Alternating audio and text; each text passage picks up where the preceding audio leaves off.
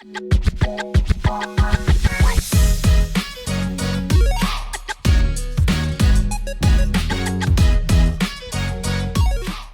everybody, and welcome back to Community FC. We got the second episode for season 3 of the Roundup review. Obviously, last week was our first week back in the new season, so very, very exciting times. As you can probably see on the screen, or if you're listening, we are not joined by our constant co-host Rich. He is off on one of his holidays, so he's having a lovely time. So we have a friend of the channel, as always, Jamie. Very happy to have you on, mate. Thanks very much for having me, mate. Rich has too many holidays, clearly. Clearly. Well, I can't really talk. Spoiler alert, there will be no pod next week. I'm on holiday too. But so is he again, so that still counts. Another holiday? Yeah, two holidays in one. Come on, you guys got too much money. This is me for the year. This is me for the year. Yeah, we got an interesting pod to talk about. There was a lot of interesting games that happened, and a lot of highs, a lot of lows, depending on who you support. And we will talk about it all, basically. So the first, we'll stick with themes like normal. So the first theme I really want to talk about this week, because it's been one that I found really fascinating last season, where last season I really felt that it was the year of the midfielder. You had Son, you had Salah, you had at some points Bruno, you had KDB, like all these kind of people were running the show. And then the strikers weren't as prolific. And I think that's because lots of teams were using kind of the false nine formation, or they were just not playing with that target man apart from kind of Spurs. So I'm happy for you to kind of kick off anyone, but I think it's really interesting to talk about the kind of hot property strikers in the league currently. Yeah, absolutely. I think that's an interesting point, and I think another reason maybe that teams shall not be named, spent £100 million on one certain striker who decided to go and cry that he wanted to go back to his old club 2 months in. But anyway, yeah, I'm past it. I'm over it. We'll move on. Where else can you start other than Haaland? Really, obviously got off to a flyer in the first week, as we know. Everybody in FPL transferred him in, captained him. I was one of those. I'm sure you were probably one of those as well. Bournemouth, you thought it was going to be a shoo-in. And he touched the ball 8 times. So I will cut in quickly. I did not captain him. So who'd you captain? But I didn't do any better because I should have captained Jesus and I captained Salah, so that wasn't really worth it either. But yeah, I did think, I was like, it's too good to be true, and everyone's going to do it. He might get a goal, but I just thought Salah might have a cheeky one, but apparently not. Sorry, carry on. Yeah. So obviously he touched the ball 8 times, so he wasn't as involved. He did still lay on a goal. So I found it interesting because last season Chelsea played Crystal Palace and Lukaku touched the ball 7 times. And it was everywhere, and he was, being ridiculed for it. It was like one of the worst performances ever. He's anonymous, and he did absolutely nothing. But it shows the kind of difference, A, in the profile of striker, and B, in the teams that they're set up in. Yeah. Because even though he wasn't as involved, when he was still decisive. He still provided a goal contribution. And I think 1 week of a blank where he doesn't score a goal is normal. He's still benefiting the system they play, and they still won 4-0. I mean, come on, they're still the best team in the land, right? There's make no bones about that. And I think they've just, this is what we all feared. We all feared that they're just going to get Haaland and run away with the league again, and it just looks like that's going to happen. So. Yeah, I am completely with you. Even if he is the Norwegian machine, he sometimes doesn't get a goal per match. But again, an assist is not blanking in my book in any way, shape, or form. So, like anyone, you still got points for that for FPL, but like he's still contributing to that team. Interestingly as well, like people were questioning whether he might be dropped because obviously, not because of performance, but he is very injury prone, and there was a certain amount of talk around he might need to be rested a bit more, and that apparently some reasons why he didn't go to certain other clubs. That City were more accommodating to that, and obviously they bought another striker, so that they have another person to come on who has been replacing him. So it's an interesting one, but yeah, Haaland is just a machine, and I never thought I would say this, but I think we're going to see even higher levels from KDB. It's going to be his season, I think, more than anyone's, and that's what's going to be even scarier because everyone was like, maybe he'll mess up and that'll be the problem, that he'll go into the space, like Haaland will take his space, and that's where it's going to mess up with them playing as having a not at all. Like Grealish and Foden and Mahrez and everyone else are like, yes, we literally have a massive target to aim at who just doesn't really miss, accelerates quicker than anyone apparently, even though he's really tall, and yeah, just an absolute monster. So not much more to say on that. I guarantee he scores next week. Yeah, probably. I Guarantee. think a lot of FPL managers are going to fall victim to Pep roulette again, Yeah. as you just kind of alluded to. But yeah, I totally agree on Kevin De Bruyne. I think that man could play with absolutely anybody. He's a joke. I mean, like the point I always make when people are like, oh, I know lots of people on other podcasts were saying he was going to be a flop and stuff. There's no way that you're that good at club level, but also for your country, when no offense, you play for Norway. Like you don't have that many like, superstar players in your team. It's him and Odegaard, isn't it?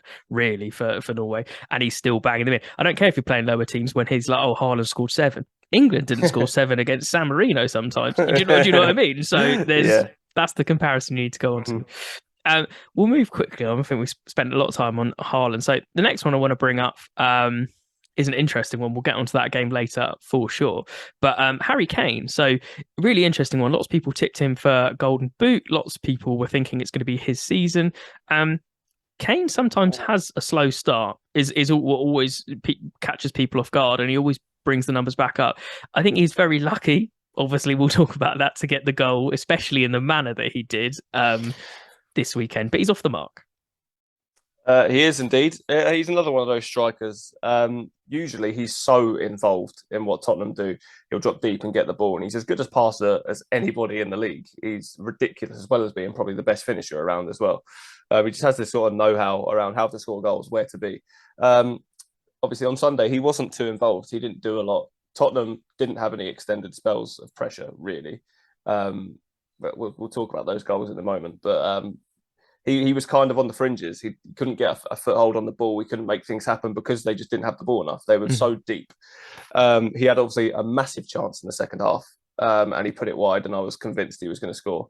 And then he does what all good strikers do, and he rescued a point for his team.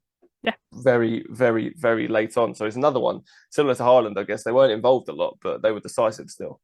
Yeah, exactly that. And I think there's not much more to say yet apart from he will score goals. We all know he's going to score goals, and it's just a matter of time. I would not be surprised if he finishes second or third in that Golden Boot race as well, or even first. Like, I think a lot of people are jumping on the Haaland one. I think I'm getting swayed into it, but, it's one of them. We'll see. Next one I'll go on to is, well, there was an overreaction for this one this week, but the way that he took his first goal, Gabriel Jesus, whew, first goal at the Emirates, that is a way to announce yourself in front of the home crowd. That isn't a preseason friendly. Yeah, I mean, look, Jesus is literally what Arsenal have been needing for so long. Yeah. As a Chelsea fan, obviously we were linked with him at the start as well. I would have absolutely loved to have him at Chelsea. I thought, given the way we play, he would have been absolutely perfect for us. He's got everything. He's quick. He's got technical ability. There's a lot of quality. He makes the right decisions, like near enough all the time. Yeah. His feet are an absolute joke. He's strong. He won't be bullied, and he can finish as well, as you saw from the weekend. He just kind of completes that team because Arsenal are really building something, I feel, and I think he's that guy to kind of maybe take them to the next level. They can maybe challenge for some more silverware, maybe push their way into the top 4 a little bit more. But yeah, absolutely superb signing, and he had such a good week as well. Yeah, I literally think you've hit the nail on the head there. I think he's that missing ingredient. He is that key that they've been missing to push them to the next level, because they've needed it. And even with the rest of their signings, you weren't convinced, if they could push it again. I think I kind of said in my predictions that I think it's going to be fourth and fifth place is going to be Chelsea, Arsenal. Can't decide which one it is. It could go either way depending on signings, etc., etc. But I think Jesus is that guy, and if he can keep that form up, obviously they've got a really good run of fixtures. So he's probably going to get a couple of goals in the next couple of games as well. But he guarantee will fall off at some point as well. But it's just whether they can keep that consistency. And for Jesus, it's always for me being injuries and positioning, because he always showed flashes. Even when he played number 9 for a little bit at City, he showed good flashes, and then got pushed to the wing. Wasn't good for a while. Then last season picks it up again and was really good. And everyone's like, oh, he looks a bit of a threat again. And then he's just cracking them in. So he's one to be very scared of as well. Right, I will let you talk about who I know you're going to want to talk about. for a striker. So the other big one that came to the league for a lot of money. Yeah, so one Mr. Darwin Núñez. I'll talk about his play style a little bit first. I think he is an absolute handful. Hmm. He is. I never realised how quick he was to Yep. start with. He is absolutely rapid. He's lightning quick. He doesn't give defenders a minute. He's everywhere. He causes chaos in the box, whether you deem that a good or a bad thing. He's going to unsettle defenses. That is Yeah. absolutely certain. But with that, often with that kind of fiery kind of play style, often comes another side to the player where they can't really keep it screwed on up here, and that is exactly what we've seen. Because from minute one, that's what you mentioned the compilation earlier before we started the podcast. Hmm. Anderson, the Palace centre half, literally had him on strings. Yep. He got in his head straight away, and he was just building him up to that moment, and then eventually he headbutted him. And obviously, you can't do that, and Klopp's probably absolutely fuming. But yeah, I mean, we saw the good and bad. I guess we saw he came on last week, affected the game, rescued a point for Liverpool, scored a goal, got an assist. And then this week he's just done the complete opposite and got sent off within half an hour. So I mean, it's not the ideal debut you'd have at your no, home, first start for the club and first start at your home stadium. Yeah, as you said, he put the whole club in jeopardy for what we'll talk about in a second. But I just want to quickly on his play style again. Yeah, I agree. Like he really looks like a handful. I know I've seen a lot of people laugh about him being an Andy Carroll 2.0, but like I do think he's got the finish, and he's laughing because we definitely talked about the meme before when it was Andy Carroll and then Darwin for Angry Carroll. Which is one we both enjoyed. But yeah, he looks sharp, he looks quick, and I do think he'll be quite a threat up front. Interesting point you make about him causing chaos in the box, because I do think some of the time it is opposite of what they want as well, because it goes against Liverpool. You see him just like trying to get more involved, and you can imagine him getting in the way of Diaz if he's trying to snake around a load of players and put it top bins like he did. But it's it's one of them. But yeah, you can't be headbutting someone. And the fact it was a double headbutt, because he tries it, doesn't he? He tries it yeah. backwards first, and that's what Anderson really has a problem with. And then like obviously Standard goes over to him, is like, "What are you doing?" Like put a little push, and he can't just turn around and then just straight up nut him in the face. Like that's not okay. That's not part of the Premier League. And interesting, I don't know what will happen. Obviously, standard red card, sorry, get my words out, is a 3-match ban. But because of the vicious intent, it could be looked at by the FA and extended more games. So that's, they do have Bobby Firmino. But actually, while we're going on to that, let's move on to the Liverpool game itself, because I think there were some points we wanted to make about that. But they do have Bobby Firmino. They do have, I don't know if Jota is back. He was injured last time I saw. I don't know if he's quite back yet. So they do have replacements, but I do think, obviously, he's been brought in for a reason, Núñez, and that's going to mess with their plans. And I think Liverpool have looked very lackluster and missing that a bit up top as well. So doing that is really not going to please Klopp. I mean, do you have anything else to say about the Liverpool game? Yeah, I mean, being honest, I think Liverpool are actually quite lucky to not have 0 points from their opening 2 games and actually have 2 points. I think, as you said, they've looked very lackluster. This is not me writing them off in any way, shape, or form, because that we've seen for the past 3-4 years. That's a very, very silly thing to do. We know what they're about. Of course, if you're on Twitter, you're going to see overreaction. You're going to see people memeing Van Dijk and Trent for defensive slip ups and whatever, but they're still 2 of the best around. They've still got one of the best squads in the league. But yeah, a moment of madness from Darwin Núñez potentially has cost them a little bit. He's going to be out for however long. Jota's injured. And then there's Firmino, who I don't think is very trusted anymore. He obviously didn't get much game time last year compared to how pivotal he was when Klopp first came in and signed him. So yeah, I mean, Anderson just had him where he wanted, didn't he? Really, he literally had him on toast. Literally, it was an unbelievable defensive performance from him. He was getting in his head. He was being nasty when he needed to, and he was just little things just to kind of rattle him. And you could see it progressing. He was getting more and more angry, and it boiled over to that point. Yeah. And it's, we talked quickly about this before as well, but that's what thing you don't want to be letting on this early in the season, that you can be that rattled that quickly if you've got a fiery temper, because there's going to be a lot worse clubs than Crystal Palace you're going to go to, the defenders that are going to be an awful lot worse to you on that pitch to try and get a rise out of you. So that's going to be one. I mean, speaking of the defence, again, I completely am with you that in their positions they are incredible. The two you mentioned of Van Dijk and Trent. However, they have looked super lackluster for both those games. I think Mitrovic absolutely bullied them, that we talked about a little bit last week. And then, literally both of them by, making Van Dijk look silly, giving away the pen, and then jumping over Trent to get the first goal. And this week again, they just didn't look settled. There's something off with that Liverpool squad currently, and I don't know what it is. Whether it shouldn't be, but whether it's fatigue still, whether it's something that they just look a bit off, and it's interesting. Obviously, they've got injuries. Now Thiago's injured again. They've got a lot of midfield issues. But Salah, he did turn up in Fulham a little bit towards the end. Diaz looked like he's definitely turned up in the end of the Palace game, and I think actually Diaz is going to be the player that's going to pick up in replacement of Nunes. I don't know if he'll play in that position, but I think he'll probably stay out on the left wing. But I think he's going to be the one that's going to make the biggest impact. But one thing I actually do want to mention quickly as well, because we're not purely talking about Liverpool, is how well Crystal Palace played again, hitting him on the counter. Zaha really looked like he was having the run of the mill at the end to do what he wants. But yeah, I know you watch a lot of Palace games because you got a mate who's a Palace fan. So yeah, I'm sure you agree that Palace looked great. They did. That defensive display, the sort of the unit that they set up from minute one was superb. And Liverpool didn't. Apart, they had a few chances in the first half. They didn't have too much in terms of like clear cut chances. It was a moment of magic from Luis Diaz that rescued a point for them.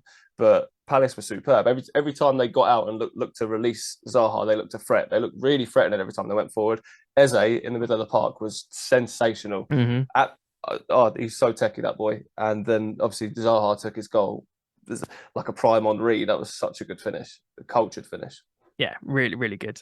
And yeah, they, the only thing I will say is I know, and they put on such a good defensive display, but Diaz went around how many of them? 7 players or something. It was like someone needs to be getting a block in there, and they would have come home with all the points. That was the main thing, and I'm sure Vieira will be taking all the pride and all the positives from it. But in his back of his mind, he knows that they were so close to pulling a 3 points at Anfield. Yeah, it's a tough one with the Diaz goal, because as soon as he enters the box, you can't really go dangling a leg out, especially with how quick he is. He could just steal the ball away last second. You're giving away a penalty. So I understand. And then when in the position that he's in, there's still bodies in the way. You don't expect him to wrap one into the corner. So yeah, I mean, we've seen him do it now a few times. So anyone needs to be worried that that's what that is exactly what he's capable of. Right. I'm going to just move on to this one. I'm going to try and band-aid it slightly. I'm sure everyone knows where I'm going to be alluding with this. So we're going to talk about the Manchester United Brentford game. So I have a few points to make. Most of them actually not about the match. And I will obviously let you have your say as well. But I'm going to have a little rant first, and you can sum up nicely once I've let the flames die. So I mean, where to start, right? So first of all, well done, Brentford. Like that's the main part. United were atrocious and make no qualms against that, but Brentford played extremely well and completely countered anything that United were trying to do, put them under pressure and force all those errors. So that's incredible game plan by them, and they just put the shift in. I think it's fair to say that I'm tossing and turning between two, but I think it's fair to say since I've been a United fan, so what, 25 years, that is probably the worst 45 minutes I have ever seen my team play, ever. It's a close one to the Liverpool of last season at Old Trafford where they absolutely minced us, but it wasn't, at least then there was some signs of life. There was some, anything, they just didn't play the game plan like Ten Hag apparently set up, if stuff's been said. And to be fair, that's a good point quickly, and I'm jumping around a bit, but Ten Hag, I don't put like, if there's any blame, it's like 5% for him as far as I'm concerned. Apparently he gave completely different tactics which they didn't do, which would have not put the pressure on them when they'd have played completely differently, and then Brentford wouldn't have done like that. The team is clearly got some issues going on, and they're not doing, they're not actually trying, they're not bothering to do anything. We need different personnel. So he's come into a really difficult situation. So I do believe he's the right manager, and I'm fully prepared to give him time and everything like that. I saw some amazing memes. So, everyone did it, like the disgusting third kit, which I really don't like. I saw a hilarious tweet out where someone was like, when you wear the third kit of luminous green to highlight all your highlight all your problem areas, 11 players on the pitch. That's a good one, like that one. But like, I think most United fans are just numb to it. Any memes couldn't affect us after that display. It was atrocious, and he rightly made subs at half time, which did have an impact. And I think, like we said before, you were talking about Haaland and Lukaku, the stat where one of them gets treated as a villain, the other one gets done. There seems to be a massive agenda against Martinez for United as well, because he actually didn't play that bad and he actually tried.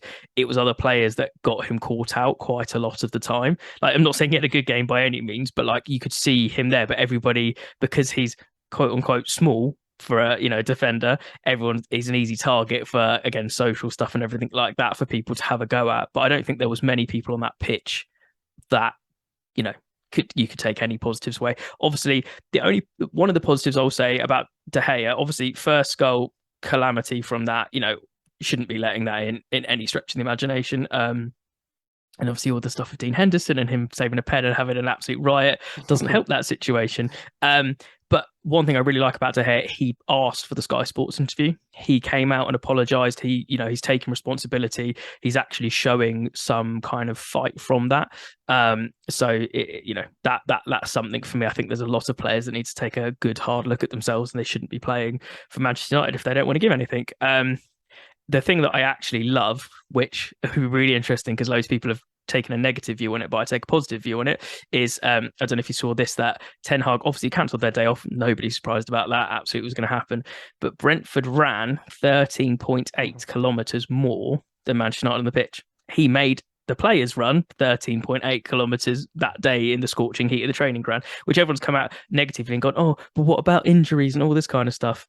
They do training every day. And do you know what? If that's going to put them through their places and some of the academy have to step up because they're feeling a bit tight in some of the muscles, absolutely bring it on, because that team needs to change anyway. So I like the fact he's taking absolutely no shit. He is putting his mark on that, and that's what he needs to do. We need to root out the problem in the dressing room.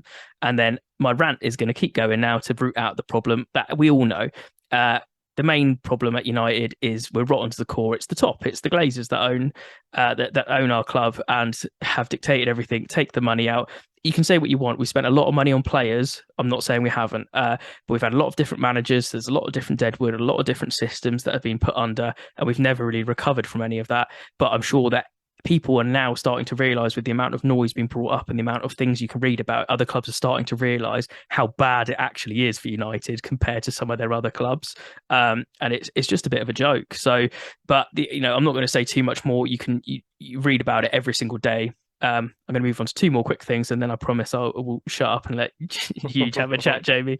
But I think it just needs to be said on this one. Obviously, next thing is everyone's panic buying. Everyone says we're going to buy every defender. We've been linked, we're always linked with everyone for bumper contracts and everything like that. We're Manchester United. We are arguably the first, if not second biggest club in the world. It's us or Real Madrid. And that's just facts for opposing teams that want to say whatever. It just is.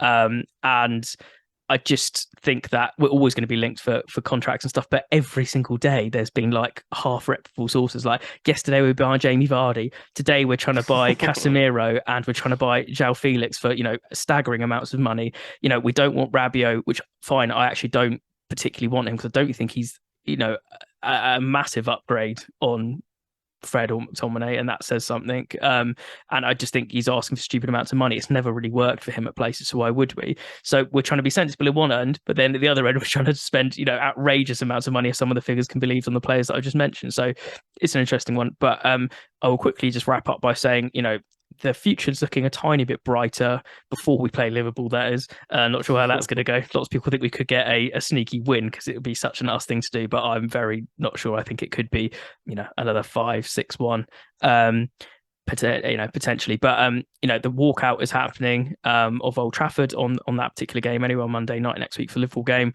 The protests are still happening, and there seems to be some budge rumours starting to whisper out that the Glazers are considering selling. It doesn't mean they're going to put the club up, but it seems that they're selling. And obviously, we talked last week about a consortium, which I don't think will happen, and sell it. But today, Jim Ratcliffe apparently has come out, and even King Fabrizio and everyone like that is saying that if the club is up for sale, that he would potentially buy it. So, there is hope yet that if they do start to relinquish power, that there might be a future for United. Because currently there's only one way we're going, and it's down. Anyway, sorry, rant over. You crack on, say what you want about the game, and then we'll move on. I couldn't quite believe what I was seeing, to be honest. You're correct. Brentford were very, very good. They just completely overran, outworked you. Even the quality, there was more quality in what Brentford were doing than what United were doing. Mm-hmm. I think that's pretty obvious. But what I saw from United was just criminal. It was that cannot happen for a club of your size. It just can't happen. Yeah. I know it's not all about the money you spend, and as you've already touched on that, you've spent a lot of money on players. You'd never deny that. Mm-hmm. But that's always going to be held against you when you're losing to Brentford in such a manner. That's always going to be brought up against you. And yeah, I know the Martinez memes are pretty funny. You know it's going to happen when a big money signing comes to the league and he's 5'2" or whatever. No, he didn't have too. I was going to say he didn't have too bad a game. Compared to the others, yeah. I would stress that everybody had a bad game. Yeah, but no, absolutely. He wasn't as bad as some people would like to let on. He just clearly wasn't a match for big bastard Ben Mee. Yeah, first game, yeah, just crack on. Yeah, it's one of them, isn't it? Where it's always going to be, and especially when it's a Moneyball team like Brentford, where their team is so much cheaper. And I'm not saying that in a bad way at all. It's like, I can't remember how much the team was, but ours was like, 650 million more than them or something ridiculous. Like it's an actual joke. Yeah, it is. So some of the goals that they scored, by the way, though, I think it was the fourth goal. Mm-hmm. They just caught you on the counter. It was like two passes, and that Ivan Toney pass, first time on the bounce to Mbeumo was ridiculous. Yeah, and it was quality from them, but it was the first two or three is completely on us. Like again, goalkeeping errors happen. That I can forgive that. It happens. It's not nice to see, but you got to move on. But like when then De Gea does the little pass to someone who's under pressure and there's no way for him to get it out, that's the wrong decision again. And then we literally just invite them. Harry Maguire every single time has been caught out in those situations as well. He's not going to catch him. He's going to make a crazy foul and something's going to come of it. What happens? And then we did have a very small team, unlike Jose Mourinho, who tried to buy the biggest United team ever. Like, he just bought huge people. We had a very small team and they just kept on pressuring us, kept on going for the aerial battles. Easy game plan. So fair play to them. Anyway, we'll move on. Maybe it's a good thing there's not a pod next week. Because I don't have to talk about a Liverpool game. Although if we win, that would be one too. I'll bring it up on the next one anyway.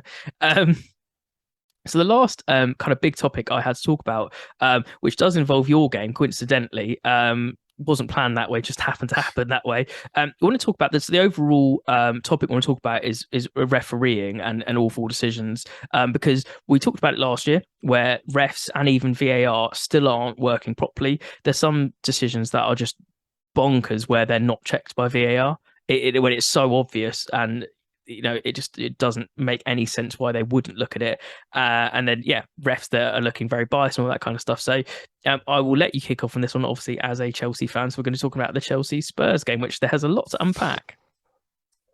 Where do I even start with this? Okay, so the game overall, Tottenham didn't have a sniff in terms of taking away any points, but that's what it looked like anyway. Chelsea dominated the game. Chelsea were leaps and bounds above what Tottenham were on that day. They overran them.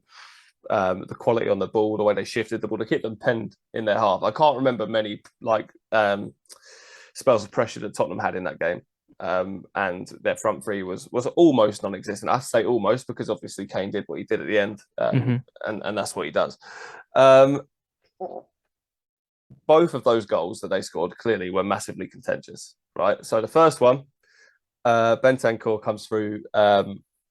He does win the ball, but he goes through Havertz to get the ball. So first of all, that's a foul. If you go through a man to get a ball, that's just a foul. That's the way it is. Obviously, I would never expect that to be brought back to that phase of play because it did happen quite a bit later. Yeah. But even then, Richarlison is in an offside position. I'm a little bit more 50-50 on this one because he's so far away from him, but he's an offside position and he's right in front of Mendy.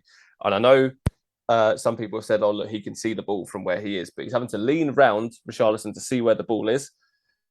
A lot of ex-pro goalkeepers has also said he can't dive until that ball is past him. Yeah. So, I mean, again, I think I'm a bit more 50-50 on that one. It still hurts, of course. Of course, it still hurts. And then obviously we go ahead again, Reece James with the goal. And we look like we're going to wrap out from there until Romero decides to literally pull Cucurella to the ground with his hair. I can't forgive this one. The referee was about 6 yards behind it. He was right there. And even then, they checked it with it via VAR and nothing at that. And then they go and score from the resulting corner. So I can't fathom why they haven't checked it. No. Or they have checked it. I can't fathom why they've not given a red card. Because if you raise your hands to somebody, if you hit them in the face or if you grab them by the neck, that's a red card. What is the difference? There is absolutely no difference. And it's just if Anthony Taylor made a mistake, Mike Dean needs to be there to back him up and say, look, you've missed something here. He's got to go look at the screen. Because I guarantee if he goes to look at the screen, he's giving it. Yeah, you'd think so. And effectively, Tottenham have been gifted a point because they were nowhere near. There was no way they were getting anything out of that game without that help. Yeah. It's a bit of a joke, to be honest. I don't really get it. Just one more thing. I know there's been a lot of outcry about Anthony Taylor this past week. This isn't a new thing. This is an ongoing thing. I wouldn't want to make unjust accusations against a professional. Obviously, he's where he is because he's clearly a very good official, right? Well, by this country's standards, anyway. But yeah, that's a whole other topic. But the amount of times where he has made not even just wrong, ridiculous decisions in a Chelsea game that has cost us either two finals, in fact, but we can talk about that as well, and several points. It's that the evidence is clear, and it seems there is something odd going on. And I know it might sound far-fetched or whatever, but it's just when rival fans are noticing it as well. Yeah, that's when it becomes a bit of an issue for me. But it's like on that. It's the actual decisions themselves. Like the Cucurella one, I don't understand how it's not given. I'm pretty sure the previous game with the same ref doesn't he scissor kick him like in chest height? Like he like clamps around the body in like a challenge, and he just doesn't give it. And it's like, how is that not like he just doesn't give? I don't think he even gave a free kick for that one. It's like he's literally wrapped both his legs around his like chest and gone for a tackle. It's just ridiculous stuff like that that's not given, and it's stuff like that where VAR, you have to be. I know that it's supposed to be the ref gives it, and then it's a clear and obvious error, but that is so clear and obvious that they need to be shouting at him. Because if he goes to look at that screen and he reviews it, it is 100% given, and that guy's getting sent off. You can't just pull someone's hair. There's the United thing a few seasons ago when Louis van Gaal gives that interview, and he's like, "How would you like it if I pulled your hair?" When it was on Fellaini. It's literally the same situation. It is the same situation, and was it Robert? I think it was Huth. Was it Robert Huth for Stoke? Can't remember. I think something like that. Yeah. And he got a 3-match ban after that, retrospectively. But because they reviewed this via VAR, he can't get a ban, any repercussions because of that. It's just ridiculous. I just do not understand how this was allowed to happen. Of course, on a slightly lighter note, we all loved seeing Tuchel and Conte go at it. That was incredible viewing. They were. I mean, they were going at each other. And to be fair, again, technically a refereeing error. Tuchel should have been sent off because he did the celebration outside his box and ran down when he's already got a yellow card, which is also another bookable offence. Yeah, like by the letter of the law. I'm not saying it made for great entertainment that he wasn't, but technically, I mean, in the end, obviously, it doesn't matter with both of them getting reds anyway. But you know, uh, he was one of them, and it was such a Mourinho callback as well, which was hilarious. And then all the memes going round of like Tuchel not looking the player, not looking the manager in the eyes when he's shaking hands, and they're just making a point of beef. But I do think it's that it was good to see because not because I condone any like violence or anything like that against them, but it's good to see the passion that they both have for their clubs, and the fact Conte used to do Chelsea in a manage Chelsea is what makes it interesting as well. But as a manager, you have to kind of move on sometimes, and that's what he's done. He's clearly a serial winner, so he's put that behind him, and he's trying to get something for Spurs. So yeah, very entertaining though, and that was always going to take the headlines. I just think it was funny that a Nunes red card. It should have been a red card for the Cucurella challenge. Romero could have got sent off anyway from the ridiculous stuff that he was doing all game, in having that beef on the wing and just going at it, and then 2 red cards to the managers as well. So just a week of madness. That's only a second week back in the Prem, and we're already getting stuff like this. Is pretty crazy. Have you got anything else to add to that game or? No, I think I've said everything. I've said everything I should say. I'll probably get in some trouble if I carry on. So I should not speak. Yeah, local man prefers not to speak. Classic. So yeah, I agree, and I will mention that Rich has said that he didn't like some of the refereeing that he saw in the Saints Leeds game either. There's just a lot, and I just think we've talked about it a million times before, that the refereeing standards in this country needs to change, and the VAR is still not fixed if stuff like this keeps happening. Because as a rival fan, I can quite clearly tell you that is a free kick, and it is also definitely a red card. So, and it is said when rival fans are pointing that stuff out, it's beyond a joke. 100%. And I'll just want to quickly touch on. Did you see the post-match interview that Nigel Pearson gave last night? I did not know. I would advise you to go and watch it. It's about 2 minutes long, and it is just about the standard of officiating in this country. And I'm not a big fan of Nigel Pearson. Mm-hmm.